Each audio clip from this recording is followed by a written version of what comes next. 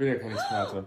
Ach du Scheiße. Aber das hier sieht verstopft aus. Wenn deine Klamotten irgendwie nicht mehr so richtig sauber werden und du die ganze Zeit eine Fehlermeldung bekommst, dass das Wasser nicht ablaufen kann, mach unbedingt mal den Schlauch auf und guck, was da alles so drin steckt. Aber Achtung, lass vorher das Wasser abpumpen, sonst kann es eine Überschwemmung geben. Und ich bin absolut gar keine Expertin, wie man sieht. Ich hatte gar keine Ahnung, aber irgendwie haben wir es trotzdem hinbekommen. Ein weiterer Beweis, dass wir absolut gar keine Ahnung hatten, was wir machen, war dieser Schritt hier. Bitte frag mich nicht, was er davor hatte. Das wird auch irgendwie immer schlimmer, bis wir dann auf die Idee gekommen sind, einfach einen Schraubenzieher zu nehmen. Und das Ganze dann sehr